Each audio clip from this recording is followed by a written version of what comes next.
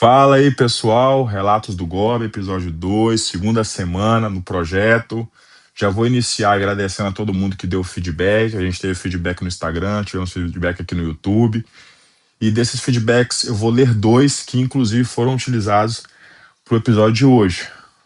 Primeiro do Gustavo Vargas aqui. Ele falou o seguinte: Bom dia, mestre. Acabei de assistir o vídeo do senhor e, como o senhor pediu que comentássemos o que gostaríamos de ver por aqui, eu queria que o senhor contasse um pouco da sua trajetória, seria muito interessante. Sou da equipe Prime, meu mestre é o Cássio Gomes, acompanhamos o senhor e admiramos seu trabalho. Gustavo, tamo junto, meu irmão. Muito obrigado por esse feedback. Tenho um carinho imenso pelo Cássio, um carinho imenso por vocês. E vamos destrinchar sobre esse assunto aí, sobre um pouco da minha trajetória e aproximar um pouco de você da minha realidade. O João Vitor também mandou um comentário bem interessante. O João Vitor, depois ele falou aqui que ele tem 18 anos e é faixa azul.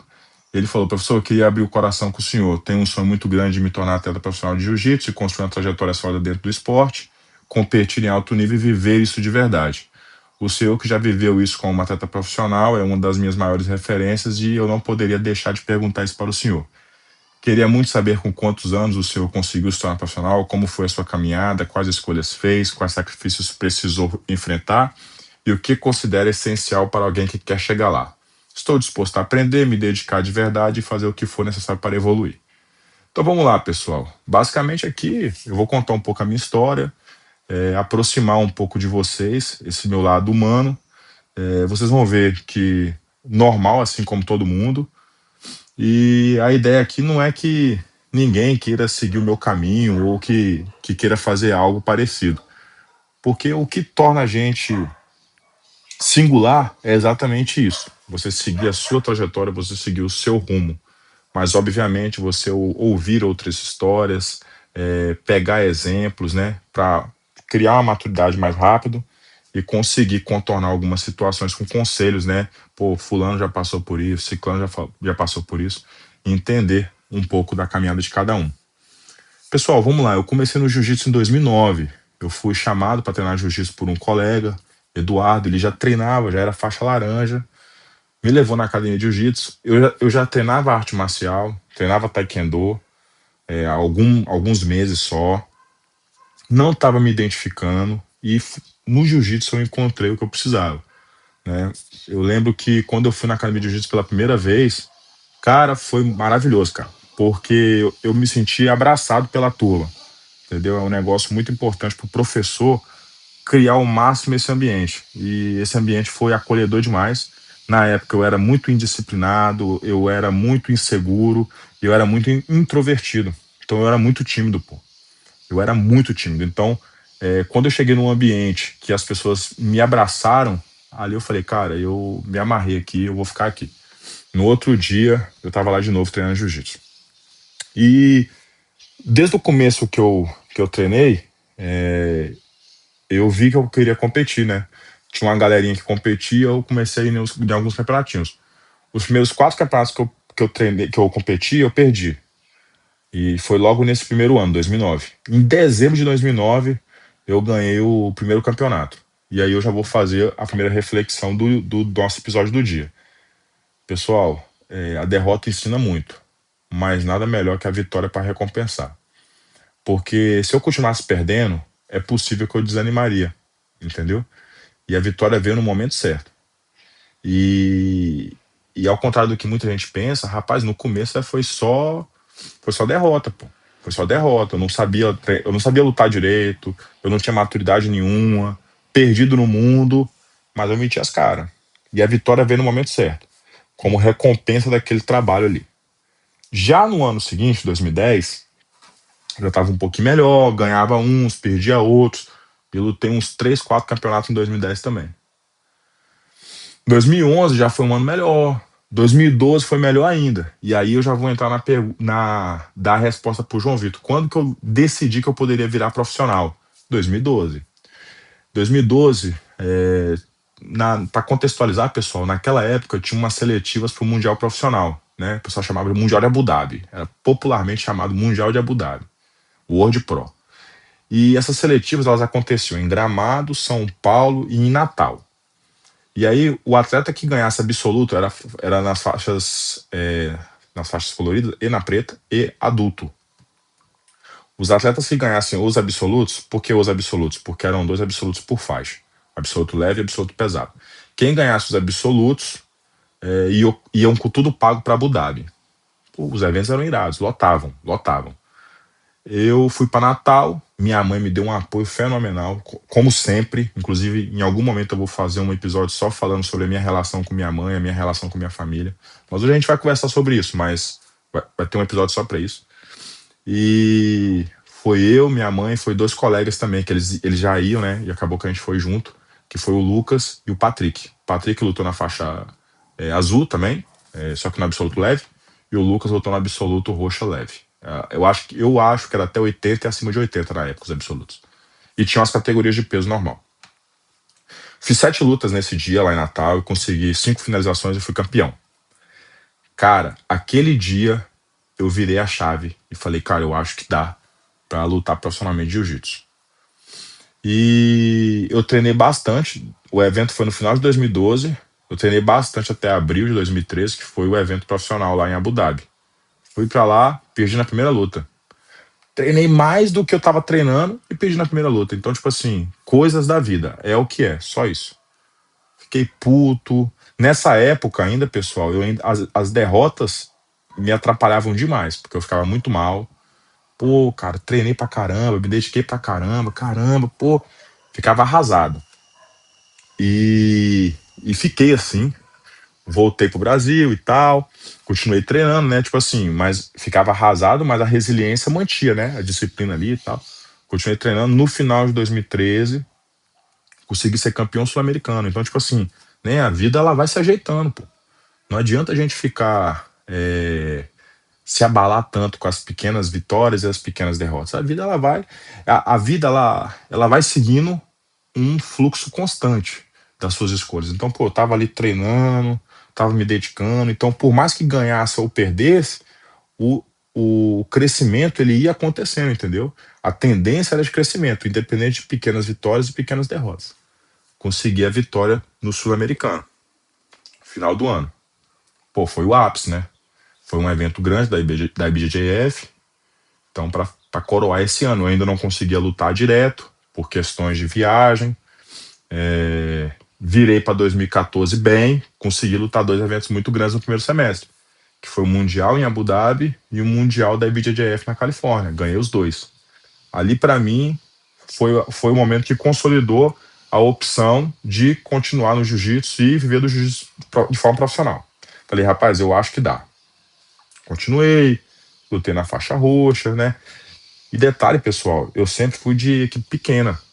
Então, meus companheiros de treino, eles sempre foram trabalhadores, no máximo atleta amador, no máximo, aquele cara que trabalha, que treina e que compete quando dá. No máximo era isso.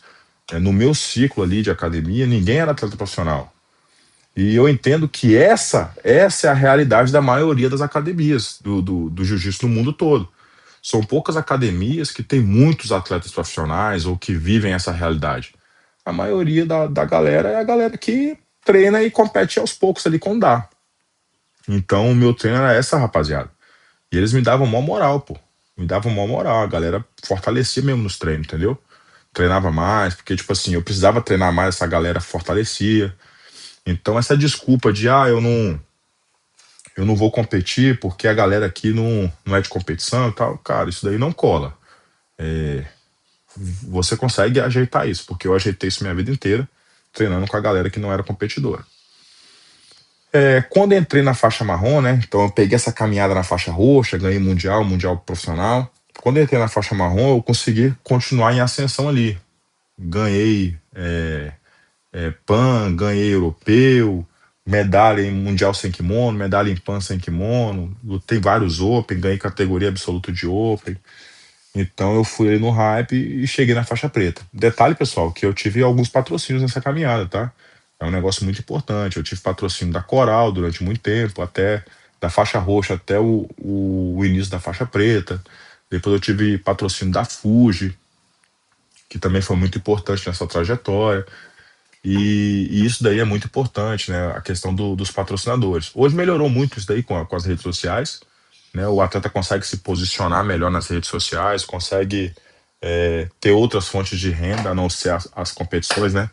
Naquela época eu lutava muito absoluto pequeno, de eventos pequenos, pelo pagamento em dinheiro, entendeu? Hoje em dia o cara consegue fazer isso e tem outras formas de ganhar dinheiro com rede social também. E aí, quando eu cheguei na faixa preta, começou a ter uma virada de chave novamente. Porque naquela época, pessoal, qual que era o caminho natural do professor de jiu-jitsu, do atleta profissional de jiu-jitsu? Ou virar professor ou migrar para MMA. Fato. Essa era a realidade. Gob, mas o cara poderia ganhar dinheiro de outras formas? Poderia. Tinha uma galera que ganhava dinheiro com seminário, tinha uma galera que ganhava dinheiro com competição.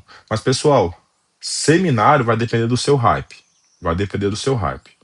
Então você ficou 2, 3, 4 anos fora ali, só se você foi muito foda para você conseguir manter uma agenda de seminário ao longo dos anos. Só. Então, já vai baixar seminário. Competição, mesma coisa. Para você manter aquele hype ali, vai durar até quando? Também não sabe. Então, para você ganhar dinheiro, ou MMA, que se você se tornar um atleta top 10 de categoria, top 5, ou até mesmo campeão de UFC, do UFC, você vai ganhar dinheiro para sua vida inteira. Ou você abrir um empreendimento e se tornar um empresário.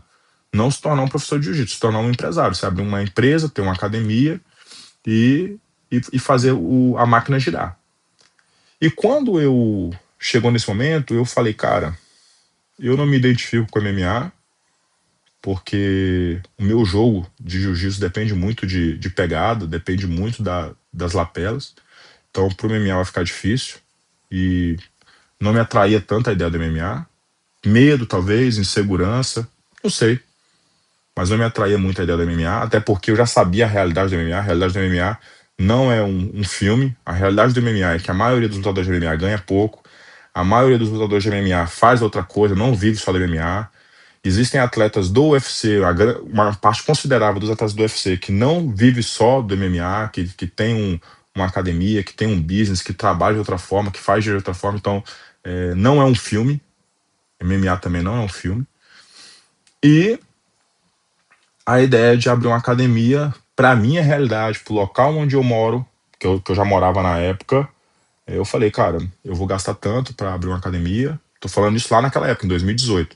Vou gastar tanto para abrir uma academia, vou ter esse custo médio operacional, a mensalidade média que eu consigo cobrar tanto, esse daqui seria mais ou menos o quadro de horários e tal. Falei, cara, para mim não dá, pô. Não dá. Esse cálculo aqui, matemático, eu falei, cara, matematicamente falando, é inviável para mim, vou arrumar outra coisa para eu fazer. E aí chegou a minha esposa, né? Que na época era minha namorada. Ela chegou e falou assim, cara, por que você não estuda para concurso, cara? Você é um cara disciplinado, você é um cara, pô, corre atrás pra caramba aí, pô, você vai conseguir matar essa guerra aí rapidinho. Aí ela falou isso, pessoal, só pra vocês entenderem, eu tinha acabado de medalhar no Mundial de Faixa Preta. Eu medalhei no Mundial de Faixa Preta no domingo. Na segunda-feira tinha dívida, na segunda-feira a vida tava rodando, na segunda-feira, né, você tem aquele hypezinho ali, mas a vida bate a porta, né?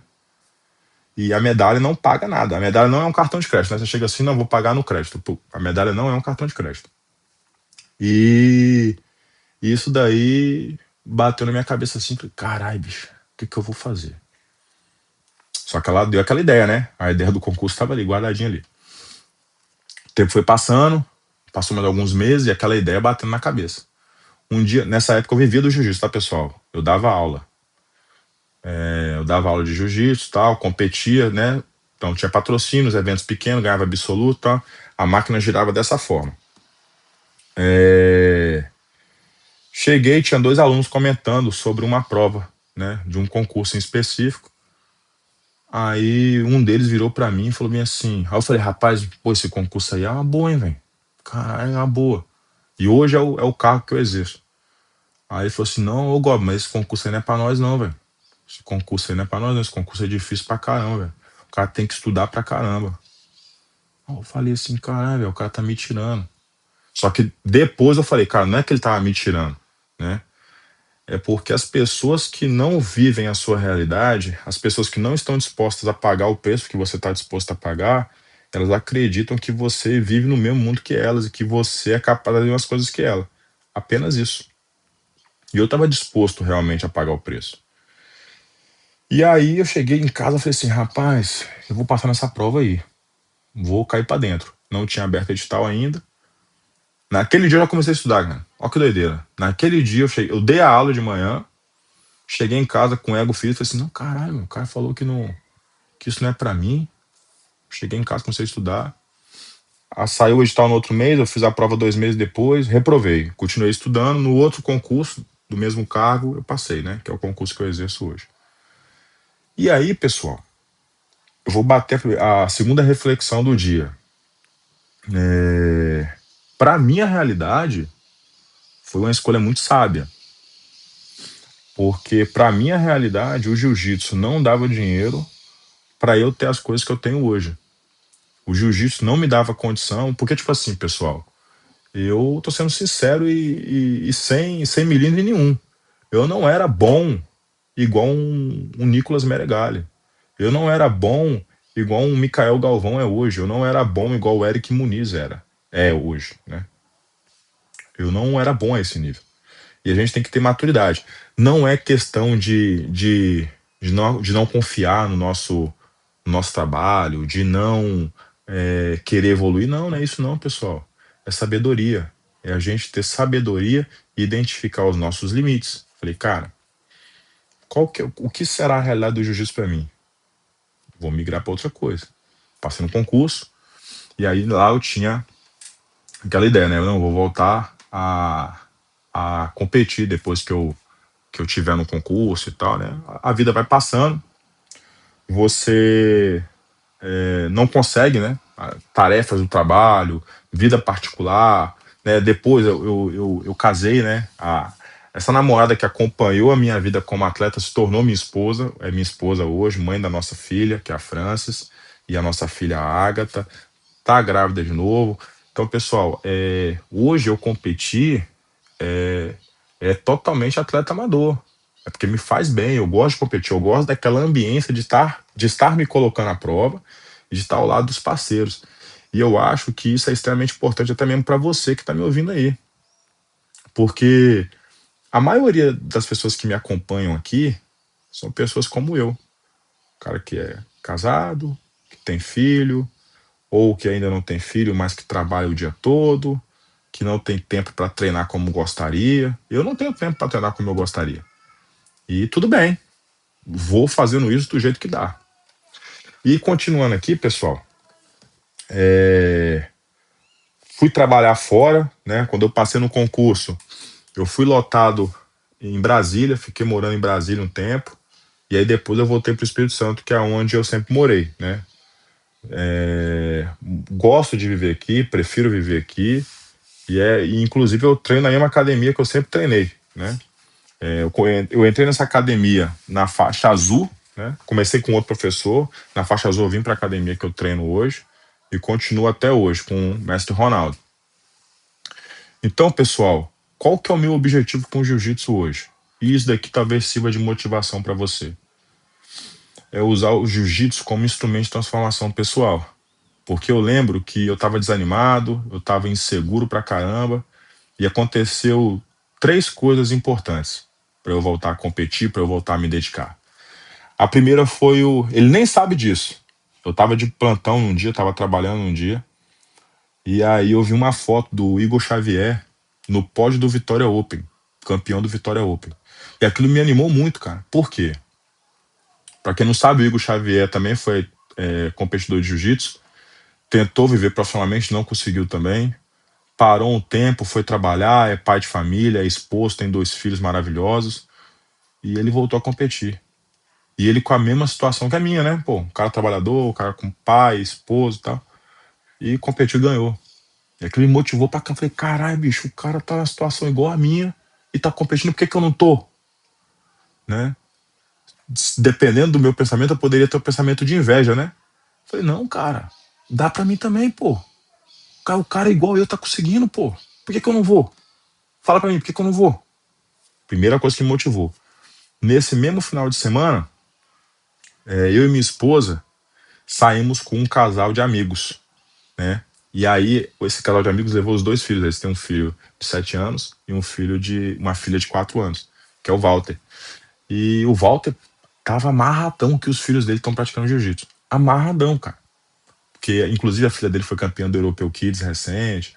O filho dele já ganhou alguns Opens, já ganhou, inclusive, vários Opens da IBJJF. E ele amarradaço que o filho dele e a filha dele estão competindo no jiu-jitsu. Aí eu falei, pô, cara, e minha filha? Daqui a pouco minha filha tá querendo entrar na academia de jiu-jitsu. Qual que é a visão que ela vai ter do pai dela? Eu falei, não, cara, eu vou voltar a treinar melhor, vou voltar a me dedicar mais, vou competir. Eu quero que minha filha veja isso. Eu quero que minha filha veja eu como um exemplo para ela, seja dentro ou fora dos tatames. Isso é muito importante, tá, pessoal? A forma que nossos filhos vão olhar pra gente, a forma que nossa esposa vai olhar pra gente, a forma que nossos pais, nossos amigos vão olhar pra gente. Essa questão me tocou muito. Foi a segunda coisa que mais me tocou, né? A primeira foi a questão do Igor, logo depois veio essa situação.